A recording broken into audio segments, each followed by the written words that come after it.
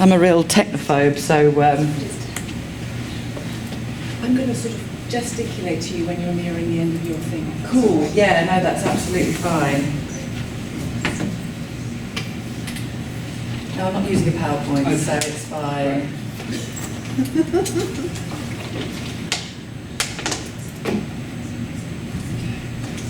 Thank you.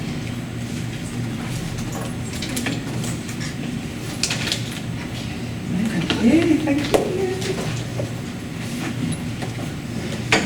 Okay, right. I think I'm ready to go. Okay, so thank you so much to LCCT for hosting me today, and of course to the organisers, and to all of you for your generous attendance, especially so early on a Saturday morning in the heat as well. It's a real pleasure to present within such a poignant stream entitled Radical Ventriloquism, of which my research, I feel, is particularly responsive to. So to kind of provide some personal context, I'm an artist, academic in arts higher education, and currently a practice-led doctoral researcher. My interests lie in the representation of myself within my historical art practice, which spans from early work, my appearing as cameo in self-made photographic series, to being more active both orally and physically within performance works presented as both documentation and live performance. So my presentation today will be addressing one particular part of my current research, which is more broadly observing the nature and behaviour of the spoken voice when it's performed within contemporary art practice. This considers the voice from a state of physical embodiment and then through a gradually reductive process to an abstracted and ultimately disembodied state. So I'm charting and analysing this shifting state through the very act of performing such states. So the purpose of this paper is to briefly, but concisely hopefully, ground some research elements of this very specific context of my performed voice here and now today, alongside a live narrating of this very process.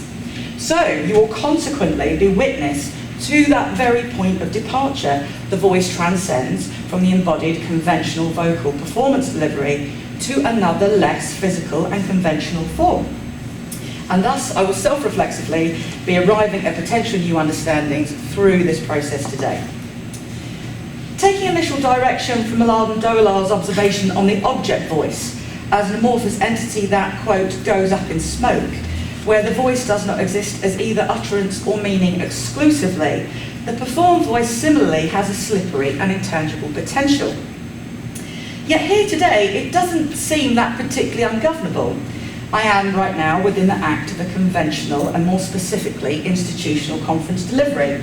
Much like within my own teaching practices, I'm situated within the lecture room and from one solo and didactic voice, presenting to you a generally passive, conditioned, and on account of the heat, a quietly compliant audience.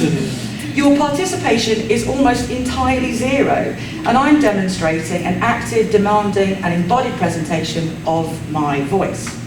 Between us, there is a generally clear and established, yet unspoken agreement, kind of ironic really, of transaction of sound that emanates from my mouth that you can hear with your ears and see through the movement of my face and accompanying gesticulations from my body, which I'm in particular definitely a gesticulator. From my being positioned at the room's physical focal point, I provide you all as receivers of this verbal and non-verbal information as a lecture presentation. So within this demonstration of the live moment of fracture, from the embodied to a disembodied spectacle, yet still to unfurl, I will discuss those earlier mentioned elements, of which I'll briefly be addressing 3 for your consideration, each somewhat extraneous from the other and listed accordingly. Number 1, power relations.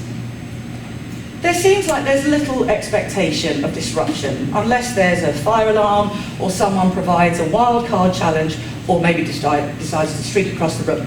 I mean, feel free to do so if you're compelled, of course, but this presentation's context rather considers the lack of potential audience participation in this demonstration of the moment the embodied voice departs from its physical self. Additionally, it will consider what it means to be something more than simply a spectator, but a witness and receiver to an event of a live happening. Tim Etchells defines, quote, "The struggle to produce witnesses rather than spectators is present everywhere in the contemporary performance scene. But the context and convention here rather relies upon your inaction. This is intended as a one-directional delivery and one you, as audience, are socially conditioned to default to. As Foucault describes, as we mentioned earlier, interestingly, as power knowledge of general politics seen in many institutional settings. It provides a platform in which the types of discourse which it accepts and ultimately makes its function true. However, Foucault recognises this power dynamic is not merely negative, but as a potential force of necessity to understand any given information. Quote, "In fact, power produces reality. It produces domains of objects and rituals of truth. The individual and the knowledge that may be gained of him belong to this production." Number 2, authorial voice. Merely having the platform to present to you today belies an expectation of due authority to do so. This paper, sent to an open call as abstract, selected from a process of event-appropriate peer review, we can but assume contains an integrity of valid academic research worthy of its presentation and maybe even potential future publication. At the same time, a biographical background of me, the author, was proffered, which demonstrated such aspects as my age, academic status, and gender. There is always, to arguable extents, an implication of what an author presents to the efficacy of their publishable ability. As Barth's Death of the Author suggests, literary criticism's incorporation of the intentions or context of said author should not allow for the interpretation of any given information. Yet still, you will actively be arriving at all kinds of assumptions through the very means of my presenting the content. Perhaps it will be my style of oration, the clothing I'm wearing, or your observation of my deportment that will provide a pervasive yet unconscious determination on the experience. Kaya Silverman critiques Barth's masculine context to address the female authorial voice, against what Barth speaks of Proust and the task of inexorably blurring of content and context.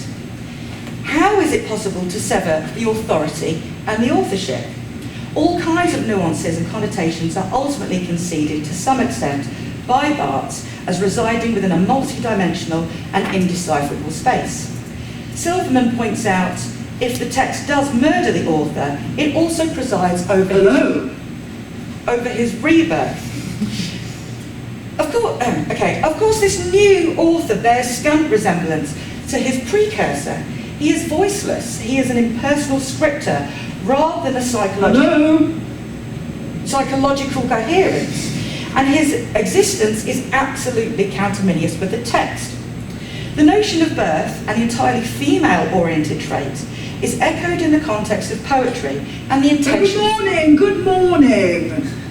intentional fallacy by Wimsatt and Beardsley as being detached from the author at birth and goes about the Are you talking about me again?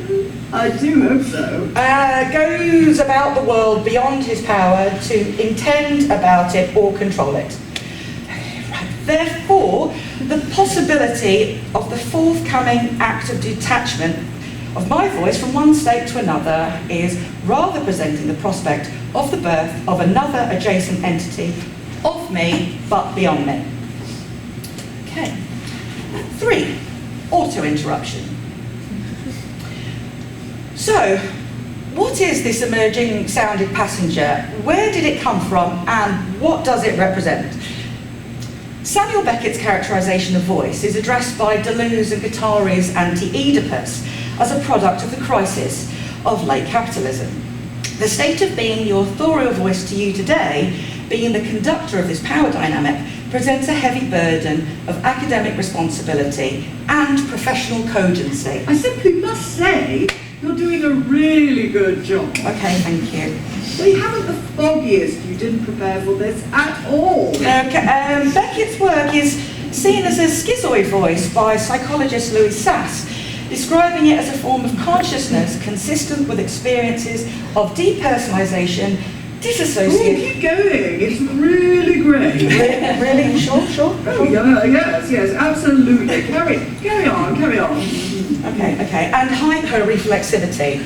Sass and his colleague Parnas discuss ipseity, the vital and self-coinciding subject of experience or first-person perspective on the world. Yet Weller's discussion of the schizoid voice points out there is little consensus amongst commentators of Beckett as to the relationship with the term schizophrenia, be it from a psychiatric... Oh, yes, definitely, yeah. Yeah, right. Perspective to broader philosophical ones. Nonetheless, Beckett's work in the presentation of this transcendentally emerging voice, beyond that of the corporeal, exercises a new coinciding sensation of cognitive expression that is born of itself. There is an implication this particular voice presents the capacity to reveal something other the embodied voice does not. It has a seeming resistance to authority, providing an uninhibited truth, a counter-narrative or belligerent response to the generally civilized context. It has an immunity through its performance, like the court jester or the ventriloquist dummy, to not succumb to the standardized expectations and is immune of critique. Now, hang on a bloody minute. You're doing a terrible job here, all on your own. Right, okay, so it appears this voice is directly capable of undermining me, engaging in an audible self-critique, expressing a manifest of the academic sense of imposter syndrome, under the pressures to efficiently and often prolifically present research deemed worthy of publication, and present that all-encompassing and enigmatic outcome, the unique contribution to knowledge. This state of self-consciousness and self-doubt will undeniably exist to some extent within most, maybe if not all, the presentations we hear today as a result of the institutional and professional pressures we place upon ourselves. It won't likely present as this newly birthed voice does that you are now witness to. So, you're acknowledging me now then? Yes, I am. Good. But this voice here demonstrates that through the act of this performed and embodied voice, the possibility of the counter-disembodied voice is born. However contrary to the theorised notion of the analogy of birth, that one being begets another, I would propose that it's not simply a reproductive process, but instead one of mitosis, a splitting of one thing into two parts. Now, hang on a minute. It doesn't contain an entirely extracted sense of itself that goes about its business outside of my control, parading itself shamelessly alongside me. It is always inexorably of me and can never I break need to stop there now. I'm here, aren't I? You might think you're all that, and I can't be without you. That's not what I said entirely. Yes, it is. We can see you sweating. You're all panicked, and yet you started off all in control, posturing with your pseudo-intellectual verbiage. Everyone's looking at you. Let's get something straight, shall we? You're from Chelmsford. You're a bit fat. Who the fuck do you think you are? Now, hang on a minute, no. To take you seriously? I know you. I'm inside of you. I know you went to Greg's this morning for not one but two steak flakes because you thought Deleuze sounded better on a stomach of monosodium glutamate. You wouldn't tell anyone here though, would you? 2 minutes. That's right. They think you're a bitch. You spent registration hobnobbing with some half-assed musings on liminality and thought you were part of some metropolitan academic elite. You like it thought, you drink flat whites and read literary theory morning, noon and night.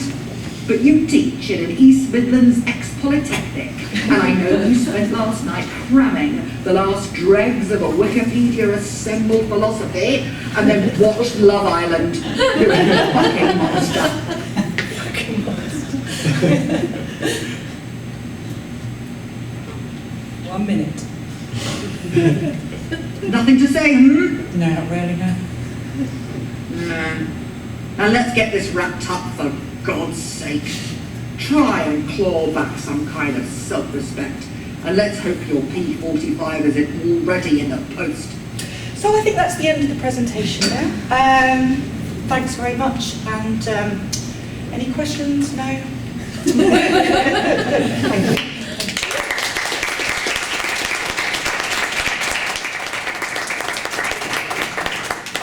We've got 5 minutes for just 2 questions, and then we'll have hopefully a bit of time at the end. Anybody?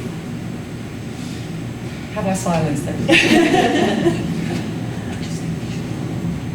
Oh, 15 minutes.